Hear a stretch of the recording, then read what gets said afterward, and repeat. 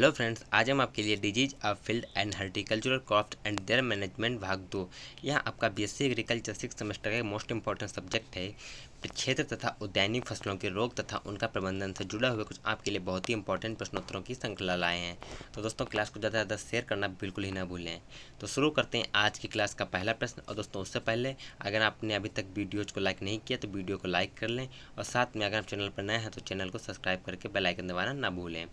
और वीडियो की पीडीएफ लेने के लिए टेलीग्राम चैनल को ज्वाइन कर लें, जिसकी लिंक आपको नीचे डिस्क्रिप्शन बॉक्स में मिल जाएगी। तो प्रश्न है कि कवक और पौधे रोग द्वारा लिखा गया था।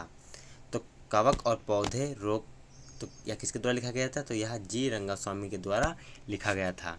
अगला प्रश्न है कि 1743 ईस्वी में एंगुइला ट्रीटी के कारण होने वाले बीज पित्त के प्रथम पादप सूत्रकृमि रोग का प्रयोग किसने किया? तो यह नीथम द्वारा किया गया। किसके द्वारा किया गया? नीथम द्वारा किया गया। अगला प्रश्न है कि लूप के माध्यम से एक दूसरे के संचार से में लाए गए एक ही कवक हाइव की आसान कोशिकाओं को क्या कहा जाता है? तो उनको क्लेव कनेक्शन कहते हैं। क्या कहते हैं? क्लेव कनेक्शन कहते हैं। और दोस्तों, यह प्रश्न आपके लिए बहुत ही इंपॉर्टेंट है कि बाजरा की डाउनी दी किसके कारण होती है? तो बाजरा की डाउनी दी यह एस ग्रांटिनिकोला के कारण होती है। किसके कारण होती है? एस ग्रांटिनिकोला के कारण होती है। अगला प्रश्न है कि जीन को उन्नत करने वाले 1946 में रोग प्रतिरोध और संवेदनशीलता की जीन अवधारणा के लिए फ्लोरो का उपयोग किया जाता है। किसका उपयोग किया जाता है? फ्लोरो का उपयोग किया जाता है। अगला प्रश्न है यूरेडिनसिल जंग कवक बेसिडिया में आमतौर पर कितनी संख्या में बेसिडियोस्पोरा होते हैं? तो यह सभी 4 होते हैं। कितने होते हैं? 4। अगला प्रश्न है कि जब पौधे ने रोगजनक की सभी प्रजातियों के खिलाफ आंशिक प्रतिरोध दिखाया तो यह एक प्रकार का क्षैतिज प्रतिरोध था। क्या था? क्षैतिज प्रतिरोध था। अगला प्रश्न है दोस्तों, यह भी प्रश्न आपके लिए बहुत ही इंपॉर्टेंट है कि विशेष रूप से दार्जिलिंग पहाड़ियों तक सीमित आलू का काला मस्सा रोग रोगजनक के कारण होता है। तो किसके कारण होता है? सिनकीट्रियम बायोटिकम के कारण होता है। इसी के साथ जो अगला प्रश्न है वो यह है कि एक बैक्टीरिया जिसमें बड़ी संख्या में फ्लैगेला होता है सेल के ऊपर वर्गीकृत किया जाता है। तो किस कारण वर्गीकृत किया जाता है? पेरीट्रक्स के द्वारा। अगला प्रश्न है कि जंग कवक एक मेजबान पर अपना जीवन चक्र पूरा कर रहे हैं तो उन्हें क्या कहते हैं? तो उनको हेट्रोसोसियस कहते हैं। क्या कहते हैं? हेट्रोसोसियस कहा जाता है। और दोस्तों, अगला प्रश्न है दोस्तों, यह भी प्रश्न आपके लिए बहुत ही इंपॉर्टेंट है कि पपीते के पाद गलन के आक्रमण के लिए इष्टतम तापमान कितना होना चाहिए? तो इष्टतम तापमान 36 डिग्री सेल्सियस तक होना चाहिए। अगला प्रश्न है कि राई के एरगट रोग से स्क्लेरोटिया उत्पन्न होता है। तो किसके कारण होता है? तो यह कैलीबिस्पेस पलरपुरिया के कारण होता है। अगला प्रश्न है कि किस प्रकार के बीजाणु पुकनिया ग्रेमिनीस ट्रिटिकी बेरी पौधे को संक्रामित करता है? तो यह बेसिडियोस्पोरस के पौधे को संक्रामित करता है।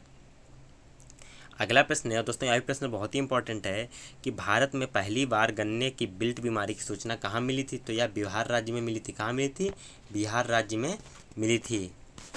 इसी के साथ जो अगला प्रश्न है दोस्तों, यह प्रश्न बहुत ही इंपॉर्टेंट है कि अलसी और सन की जंग कर सकते हैं कि स्प्रे द्वारा पूरी तरह से नियंत्रित किया जा सकता है। तो किसके द्वारा? बोरेक्स के द्वारा। अगला प्रश्न है कि प्रमुख जीन रोग प्रतिरोधक क्षमता के रूप में योगदान करते हैं। तो लंबवत प्रतिरोध क्या करते हैं? लंबवत प्रतिरोध प्रमुख जीन रोग प्रतिरोधक क्षमता के रूप में अधिकतर योगदान करते हैं। अगला प्रश्न है कि एल्यूगो कैंडिडा सफ़ेद फफोले या सफ़ेद जंग का कारण बनता है। यह क्लूरीफर्स एक होता है। तो यह एक ऑब्लिगेट परजीवी क्या है? ऑब्लिगेट परजीवी है। अगला प्रश्न है कि आलू के शुरुआती बीमारी के प्रभाव नियंत्रण के लिए कौन सा कवकनाशी सबसे उपयुक्त है? तो डाइथेनमासी क्या है? डाइथेनमासी। अगला प्रश्न है कि मुरझान के प्रभावी नियंत्रण के लिए अरहर का इंटरक्रॉप की जानी चाहिए। तो क्या? सोरधू। अगला प्रश्न है और यह भी बहुत ही इंपॉर्टेंट है कि गेहूं का रतुआ माना जाता है। तो यह एक महामारी रोग माना जाता है। अगला प्रश्न है महामारी विज्ञान के जनक किसको कहा गया? तो बेंडरलक को महामारी विज्ञान का जनक कहा गया। दोस्तों, यह प्रश्न आपके लिए बहुत ही इंपॉर्टेंट है। अगला प्रश्न है कि नियम के रूप में पौधे का कौन सा हिस्सा गेहूं के झंडे के समट से प्रभावित होता है? तो इसका सही उत्तर है पत्ती का ऊपरी भाग। अगला प्रश्न है कि पहली बार किसने बताया कि 1882 में एक पौधे की बीमारी जिसको नाशपाती की आग का झुलसा एक जीवाणु एरविलिया एमिलोबोरा के कारण हुई थी? तो यह टीजे बुरिल ने कहा था।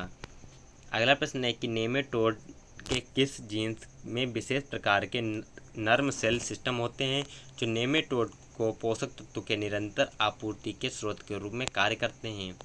तो ये मेलोई, डोमिनियन, हेट्रोडेरा और ग्लोबोडेरा होते हैं। अगला प्रश्न है कि सूखे बीज उपचार के लिए इस्तेमाल किए जाने वाले ऑर्गेनोमोलिकुलस कवकनाशी में आमतौर पर पारा होता है, तो इसमें 1.0% होता है। अगला प्रश्न है दोस्तों, यह भी प्रश्न बहुत ही इंपॉर्टेंट है कि RSD किसके कारण होता है? तो यह फास्टिडियम बैक्टीरिया के कारण होता है। दोस्तों अगर आप वीडियो की PDF लेना चाहते हैं तो आप हमारे टेलीग्राम चैनल को ज्वाइन कर सकते हैं, जिसकी लिंक आपको नीचे डिस्क्रिप्शन बॉक्स में मिल जाएगी। अगला प्रश्न है, मुरझाने से पत्तियों का टेढ़ापन और गिरना समाप्त हो जाता है, तो यह सत्य है।